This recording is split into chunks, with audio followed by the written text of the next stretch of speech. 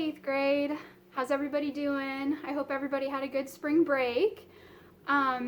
We are going to be getting back into school this week, so I'm excited to actually start just back into our normal classwork. I know I had you guys doing Newsella and ReadWorks the week before we went on spring break, so I'm excited to just get back into our normal stuff and read To Kill a Mockingbird. So, oh, there's my cat. This is Autumn. Hi, Autumn. She's got to be around me all the time, so hopefully she won't distract you. Hello. So, anyways, I thought I would start by letting you guys know how our days are going to kind of work this week, and if we have to stay home for longer, this will kind of be our routine in the week or weeks to come. So what we'll basically do, is we will start each lesson with a video from me, and I thought it would just be nice to kind of break up the reading and questions and stuff that you're going to be doing in the lesson to be able to watch a video too. So I will kind of preview for you the reading that you're going to be doing that day, and I might also kind of go over important things from the previous day's reading too. And so that'll kind of be the start of what you do. And then after that, I will have you guys read one chapter of To Kill a Mockingbird on most days, and you will answer the chapter questions for it after that. And I know that you do not have your To Kill a Mockingbird books at home. You are not supposed to bring them home, so don't worry. I have a full text version of the book that is already on Classroom for you, and I've put in the description what page the chapter starts on. Hopefully that page number that I saw will match up with what you guys see on your devices. If not, you should be able to use the index or scroll through the document to find where you're supposed to be at. I also found audio versions of each chapter on YouTube. I didn't record them or anything like that, but the woman who is reading the book is easy to understand, and it'll be a little more of what you guys are used to doing with me in class. So both of those will be available to you, and you can choose if you want to just read the text version, just listen to the audio, or both, whatever works the best for you. You can choose to do any of those things. So that's kind of how our day will work, and the stuff that you do this week, of course, will be graded. So obviously just, put your best effort into all the assignments that you guys are working on this week. And all right, so that's pretty much the routine. Now I want to spend some time going over the last 5 chapters of To Kill a Mockingbird that we read before we were sent home. Because I don't know about you guys, but my memory needed a refresh after 2 weeks of not touching the book. So here it is. We'll start with chapter 1. And in chapter 1, the 2 main things we learn about are the setting and the characters. So starting with the setting, it takes place in Macomb, Alabama during the Great Depression. And as far as the characters go, we start out by meeting our main protagonist, and her name is Scout, or Jean Louise Finch. And she is very young. She's only 6 years old when the book starts. And the important thing we need to know about her from chapter 1 is that she is definitely a tomboy.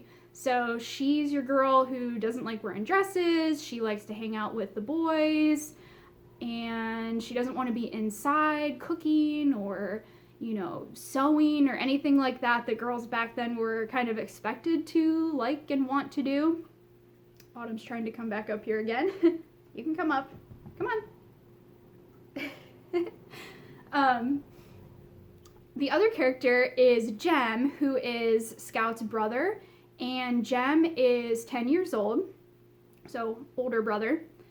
The next character is Charles Baker Harris, or Dill is his nickname. That's what they mainly call him in the book. And he only comes to Scout's neighborhood in the summer because he stays with Scout's neighbor, whose name is Miss Rachel. And so Dill and Jem and Scout just become best playmates once they meet him, and they spend pretty much every summer playing together outside, doing things that little kids do. And that's my other cat, if you can hear him.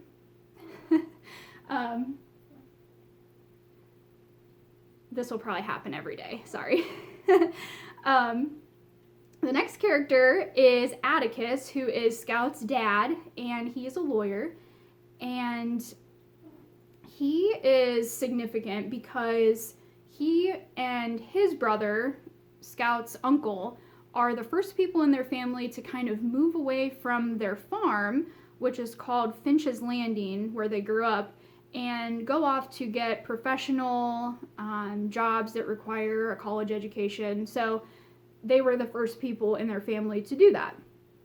And Atticus is also, we've learned, is a really good man, very honest, trustworthy, and we'll see that continue throughout the book. He's a really good character. All right, the last character is character Boo Radley. And we know that there is a lot of mystery and rumors surrounding Boo Radley. So the rumors go that he got in trouble with the law when he was a young man, and he was in a gang, and because of that, his father locked him up inside his house and didn't let him come out. And no one had heard anything more from him. He was locked inside of his house for 15 years. And then after 15 years, the rumor was that he actually stabbed his father in the leg with scissors. And that's kind of the only other thing that people have heard about him, besides that, that he, is a criminal and he's been locked inside his house forever. Nobody ever sees him come out, but there's a rumor that he's in there. We do see Boo Radley's brother, Nathan Radley, who walks down the sidewalk every day and doesn't really talk to anybody. And so the thing with the kids is they really like to play games and make up stories about Boo Radley and just creep around his house and try to discover things about him because he's so mysterious. So that's chapter 1. The other chapters won't take as long, I promise. Chapter 2, moving on, is all about school. So Scout is starting her first year of school, kind of like when we all started kindergarten on our first day, and she's all excited to go, and it doesn't go well because of her teacher. And we talked about how her teacher, Miss Caroline, is not a good teacher at all. Mainly because she's very mean to her students, and not in a teacher way where she's trying to, just have order in her class or anything like that. She just does not understand them at all and doesn't try to. So some examples of that are she gets mad at Scout because Scout can read and write. And she also gets mad at Scout for defending her classmate named Walter Cunningham. And Scout defends Walter because he is very poor and he doesn't have a lunch. And Miss Caroline keeps telling him, you need to get a lunch, or you need to buy your lunch in town. Let me give you 25 cents and you can go buy it and you can pay me back tomorrow. And Scout tries to explain to her, he's not going to be able to pay you back, and you need to stop, prodding him about this lunch because he's not going to have it any day. He's too poor to have the lunch. And so Miss Caroline gets mad at her for that. And then chapter 3 also continues to talk about school. And in this chapter, we learn the difference between two boys in Scout's class. And the one is the one I just talked about, Walter. And Walter, although he's poor, comes from a respectable family, an honest family, a family that even though they don't have much, they take pride in what they have, and they take care of themselves and their property and everything like that. Now, the other boy named Burris Yule is the total opposite. So he's also poor, but he doesn't take any pride in who he is, what he has, and his family is the same. And it's so bad that Burris tells Miss Caroline, the teacher, I only come to school on the first day, and then after that, I never come back. So this is my first and only day here. And he comes to school with bugs in his hair and refuses to wash them out. And he even leaves the classroom by cussing out Miss Caroline, which you might remember from class was pretty bad, and it makes her cry even.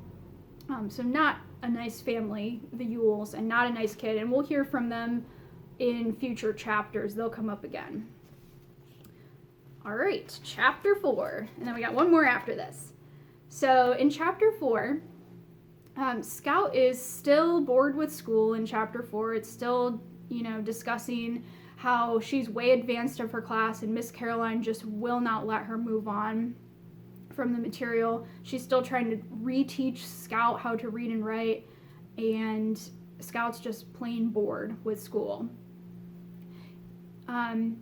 The kids also, going back to Boo Radley, they end up finding some interesting things in a tree knot hole by Boo Radley's house, and they think he might have put them there. And those two items are gum and Indian head pennies. And the kids also invent a game called the Boo Radley game, where they put on skits or kind of role play different people, including Boo Radley and different people in Boo Radley's life, kind of reenacting some of these rumors they've heard about him. And so it kind of brings up that school and different things about Boo Radley again in chapter 4. Finally, chapter 5, we get to meet my favorite character, who is Miss Maudie. And I like her because she is just the voice of reason. I feel like one of the voices of reason in the town. She just has, she just is logical, and she tries to make sense of all the crazy rumors that go around. She also is very into gardening and baking, and she wants to just genuinely help people that are in her neighborhood. She cares about Scout, and Scout and her actually spend a lot of time together once Jem and Dill kind of start spending more time together, since they're boys and Scout's a girl and they don't want to hang out with her. Now, we do learn that Miss Maudie, like I said, she's a really good person, but she's very opposite to another character in the town named Miss Stephanie. So Miss Stephanie, we talked about how she claims to be this perfect Christian woman and, follows all the rules and everything like that. Whereas Miss Maudie gets criticized by people in town for not going to church and gardening instead and things like that. But what Miss Maudie explains is Miss Stephanie puts on a good front of being this Christian, but she talks the talk, but she doesn't really walk the walk, because she doesn't care about people in town. She gossips a lot. She just wants to kind of be nosy and in everyone's business. Whereas, like I said, Miss Maudie, although she doesn't go to church and do all the things she's supposed to do, she is genuinely a good person who cares about other people. So that's kind of chapters 1 through 5. That's all I can think about that we kind of need to go over. Those are the main things that I kind of remembered reading about in the chapters. So I will let you guys get on to reading chapter 6 now, and I will see you guys again tomorrow, and we will kind of talk about what you're going to be reading in chapter 7. We might go over some important things from chapter 6 too. So I will see you guys tomorrow. And Audie says bye. You want to wave bye, Audie? Bye.